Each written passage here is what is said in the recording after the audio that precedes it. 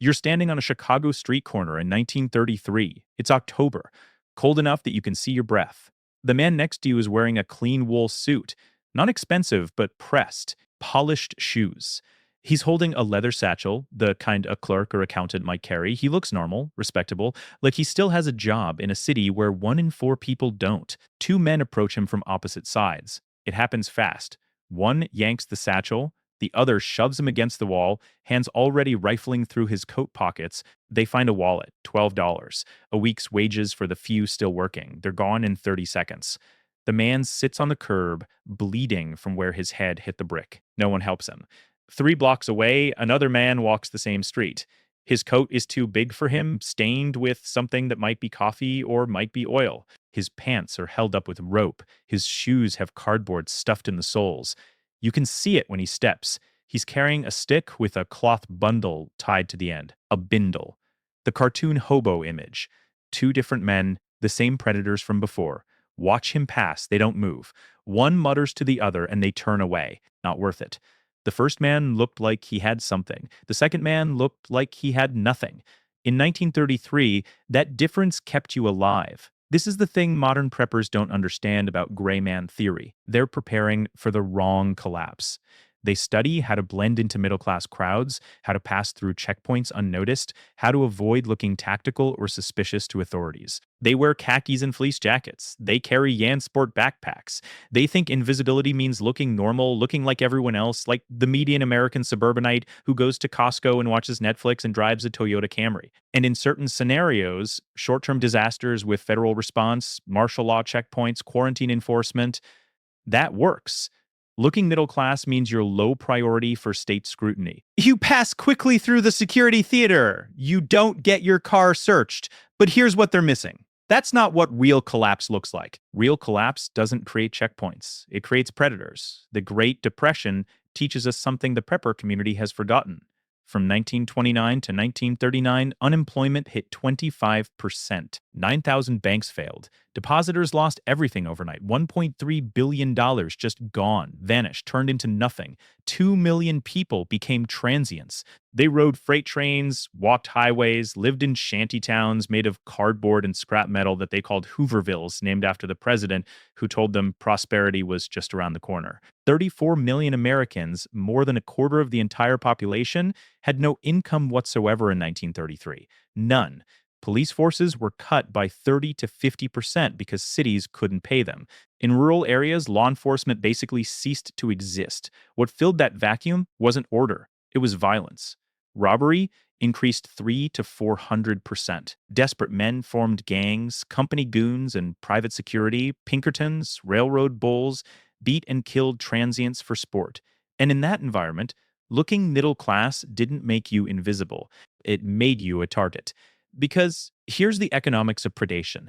A criminal sees a man in a clean suit and thinks, this person has a job, which means money. This person has a home, which means more possessions. This person is worth robbing. That same criminal sees a man in rags and thinks, this person has nothing. Robbing him is wasted effort. I'll get maybe a few coins if I'm lucky, and he might fight back because desperate people are dangerous and unpredictable. It's not pity, it's cold calculation. Predators are rational actors. They target the highest value for the lowest risk. And during economic collapse, the highest value targets aren't the rich. The rich have walls and guards and guns. The highest value targets are the people who look like they're still hanging on to normal life, the ones trying to maintain dignity, the ones who haven't accepted yet that everything has changed, the gray man. So the hobos, that's what they called themselves, the transients, the wanderers. They figured out something profound.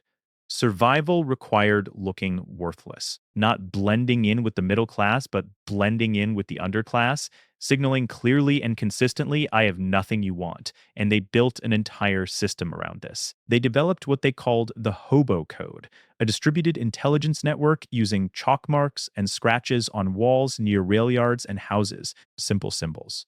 A drawing of a house meant a kind woman lives here, knock on the back door, and offer to chop wood, you'll get a meal. An X meant hostile, stay away, owner has a shotgun, or calls the police. Wavy lines meant water nearby. A triangle meant danger, police patrol this area. These marks weren't signed. No one took credit. It was pure information sharing. Anonymous, distributed, maintained collectively by thousands of people who understood that helping the next stranger might save your own life when you rolled into a new town starving and had no idea which doors to knock on. Think about what that means. This was before the internet, before phones in every pocket. Most hobos weren't particularly literate, but they created something that functioned like a pre-digital survival database. If a house gave out food, someone marked it. If a town judge sent vagrants to jail for 90 days hard labor instead of just fining them and letting them go, someone marked it. If a rail yard had violent security guards, bulls who'd beat you with clubs if they caught you hopping trains, someone marked it. The information propagated at the speed of human movement. A hobo learned something in Kansas, rode a train to Colorado, marked what he knew, and the next hobo who came through had intelligence that was maybe 2 days old. It was Wikipedia before there was Wikipedia, Waze before GPS, a living, self-updating map of safety and danger maintained by people who had absolutely nothing except each other. And it worked because of two things. First, the symbols were intuitive enough that you could learn them by watching. You saw an older hobo refresh a chalk mark. You asked what it meant. He told you, now you knew. Oral tradition? No barrier to entry. Second, the system aligned incentives. If you marked a safe house and 20 hobos got fed there, that house's reputation spread. Future you in a future town benefited from someone else's mark. It was reciprocal altruism at scale, a gift economy, not barter. Barter breaks down when one party has nothing to trade. But in a gift economy, you give when you can and take when you need. And the whole thing runs on reputation and the understanding that everyone hits bottom. Defectors, people who stole from other hobos or who put false marks to sabotage, got identified fast. Word spread through the camps. Their reputation was destroyed. In a world where reputation was the only currency that mattered, that was a death sentence. Let me tell you what the hobos actually wore, because this matters. This wasn't random poverty, it was strategic. Men wore torn flannel shirts, too big or too small, buttons missing, elbows patched with different fabric, pants held up with rope because belts were a luxury, coats oversized, stained, maybe a suit jacket from a thrift store that cost 10 cents, shoes with holes in the soles, stuffed with newspaper for insulation, or resoled with chunks of rubber cut from old tires, a battered hat if they had one, and they carried bindles. A stick with a cloth bundle tied to the end. It's the cartoon image, right? The iconic hobo. But it was functional, lightweight, hands-free, and it signaled unmistakably. This person owns so little it fits in a handkerchief. The bindle contained maybe a blanket, a tin cup, a spare shirt, some hard bread. No suitcase. Suitcases meant you had possessions worth protecting. A bindle meant you had nothing worth stealing. But here's the trick. Beneath that costume, they maintained capability, hidden capability. Cash sewn into coat linings. A few dollars, enough for a week of survival, hidden so thoroughly that even if you were robbed and searched, you'd probably keep it. Don't make it. Small folding knives tucked into boots. Not for fighting, hobos avoided fights, but for utility and last resort defense. Food that was calorie-dense and easy to hide. Hardtack, dried beans, a tin of lard, all buried in the bindle or pockets, looking like trash.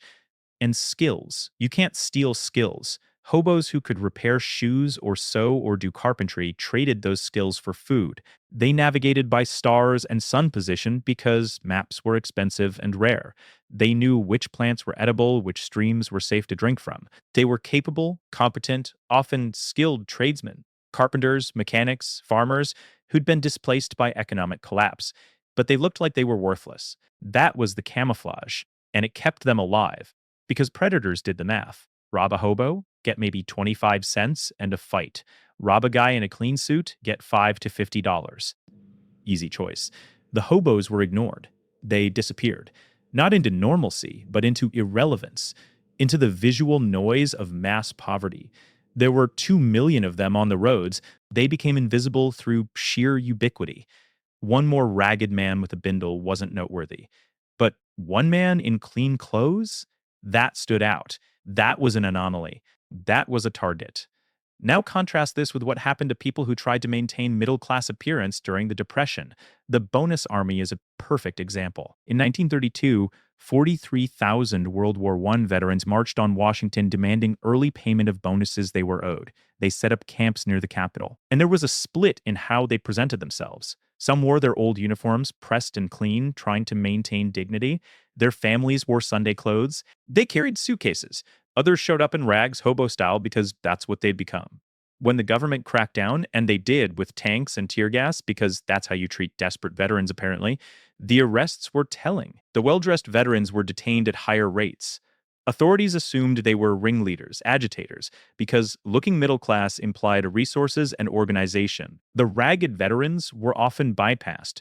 Soldiers focused on the dangerous ones, the ones who looked like they could fund a movement.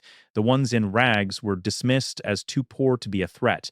Even in a mixed scenario with state enforcement and economic desperation, visible poverty was protective. Let's talk about the jungles. That's what hobos called their camps, semi-permanent encampments near rail yards or rivers, populations ranging from 10 to 500. These weren't just sleeping spots. They were micro-societies with their own governance. Every jungle had a central fire pit where they cooked mulligan stew, a communal pot where everyone contributed whatever scrap of food they had. You threw in a potato, someone else added an onion, someone else a can of beans they'd begged or bought, someone else wild greens they'd foraged. No accounting. You didn't track who put in what. It was a gift economy. You gave what you could. You ate what you needed. If you showed up with nothing, you still ate, because everyone understood that anyone could hit rock bottom. And if you showed up with extra, you contributed extra, because that raised your reputation and ensured that when you were the one with nothing, others would feed you. This system was anti-fragile. It worked when some people had resources and others had none. Barter would have collapsed immediately. What do you trade when you own nothing? But gift economies with reputation enforcement scaled beautifully. The jungles had rules. No stealing, enforced absolutely. Violators were beaten and expelled, their reputation destroyed across the entire hobo network. No violence within the camp. Disputes were mediated by the camp mayor, usually an older, respected hobo elected by informal consensus. Share what you have. Help newcomers learn the code and the routes. Respect even the smallest property. A man's bindle was sacred. These rules weren't written down. They were maintained through social pressure and collective retaliation. And they worked. Jungles were safer than sleeping alone. Predators, jungle buzzards, they called them, men who infiltrated camps to rob sleeping hobos, were identified and dealt with brutally. Camps organized perimeter watches. They traveled in groups. The collective defense made individual vulnerability manageable. A lone hobo on a dark road was a target. 50 hobos around a fire were a fortress. Here's what this tells us. In collapse scenarios, distributed networks with low barriers to entry outperform centralized systems. The Hobo Code required no infrastructure. Chalk and charcoal were free. The symbols were simple enough to learn in an hour. No one controlled it, so no one could shut it down. Authorities could erase marks, but hobos would remark them within hours. It was resilient by design. And the mutual aid networks, the jungles, the information sharing, created safety through redundancy. Lose one camp, there were 10,000 others. No single point of failure. Compare that to modern systems. Your phone requires cell towers and electricity. Your car requires gas stations and roads. Your bank requires servers and internet. All of those are fragile. All of those collapse when infrastructure fails. But a chalk mark on a wall, that works in any environment. A pot of stew shared around a fire, that works when everything else is broken down. Now let's apply this to modern collapse. Not the Depression, but the next one. Maybe it's economic chatter, but worse, banks failing, mass unemployment, tent cities spreading. Maybe it's infrastructure grid down, supply chains broken, cities becoming unlivable. Maybe it's climate or pandemic or political disintegration. The specifics don't matter. What matters is recognizing the threat model. If collapse creates checkpoints and martial law and state enforcement hunting for resistors, then yes, gray man works. Blend into the middle class, pass quickly, don't attract official scrutiny. But if collapse creates what the Depression created, lawlessness, predation, economic desperation, where the guy next to you might rob you because he hasn't eaten in 3 days, then gray man fails catastrophically. Because in that environment, looking middle class means looking like you have resources, and having resources makes you prey. So, what's the modern hobo protocol? First, a costume. Go to a thrift store with $20. Buy an oversized canvas jacket, stained, missing buttons, a faded flannel shirt, patched, worn jeans, frayed cuffs, work boots that are scuffed and resoled with duct tape, or cheap sneakers with mismatched laces, a battered baseball cap. Total cost maybe $15 to $18. You look like you've been sleeping rough. Now, the bag. Not a backpack, even civilian backpacks signal this person is traveling with gear. Use a cheap duffel, canvas army surplus style. Or go full hobo and make a bindle. People will think it's a joke until they realize it works. It's lightweight, it's hands-free if you sling it over your shoulder, and it screams, I own nothing valuable. Hidden capability is the second layer. Cash sewn into your jacket lining. $50 to $100 in small bills, fives and tens, because if you pull out a 20 in a collapsed economy, people notice. Another 20 taped inside your shoe insole. A small folding knife, 2 or 3-inch blade, hidden in your boot or duffel. Not for fighting, for utility, but it's there. Calorie-dense food buried in your bag. Peanut butter in a plastic jar, 2,500 calories per pound, lasts weeks. Hardtack or crackers, dried beans, a tin of salt, nothing that looks valuable, nothing anyone would bother stealing, water purification, a Sawyer mini filter, tiny, hidden in the duffel. To an outside observer, you're a broke vagrant. To yourself, you got a weak survival buffer hidden in plain sight. And the code.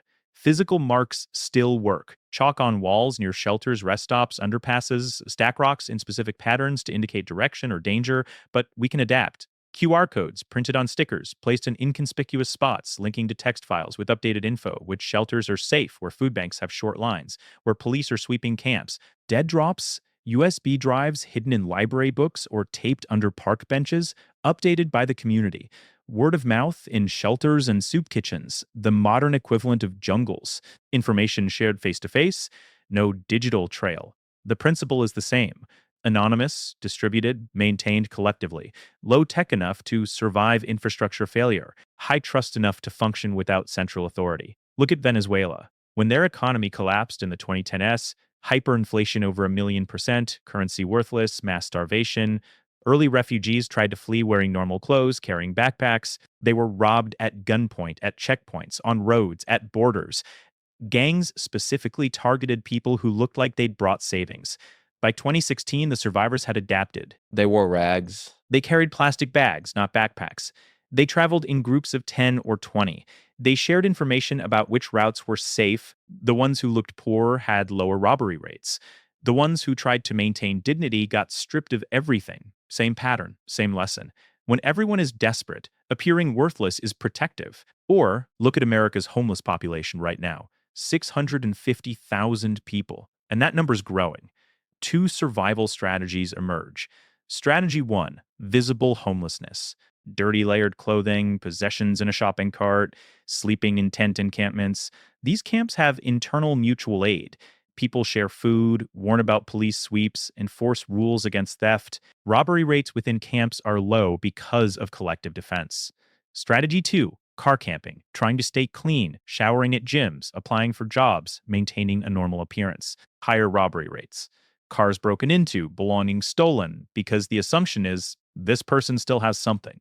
Higher police harassment, more isolation, no community support. The people using Hobo protocol, looking visibly poor, plugging into mutual aid networks, are surviving better than the people trying to gray man their way through homelessness. The data is right there. Here's the hard part. This can fail. Hobo protocol optimizes for economic predation, not state crackdowns. If authorities decide to round up vagrants, and some cities already do this, sweeping homeless camps, arresting people for sleeping in public, then looking poor makes you a target for arrest. You have to know your environment. Know local laws. Avoid enforcement zones. Use shelters when you can, because legal sleeping spaces reduce your street visibility. Carry props that give you a cover story. A notebook and pen, I'm a writer. A map, I'm traveling. Work gloves, I'm looking for day labor. Anything that provides a non-threatening explanation for why you're there. And predators adapt. If everyone starts looking poor, they stop using appearance as a filter. They target based on behavior instead. Nervousness, isolation, physical weakness. That means you need group protection.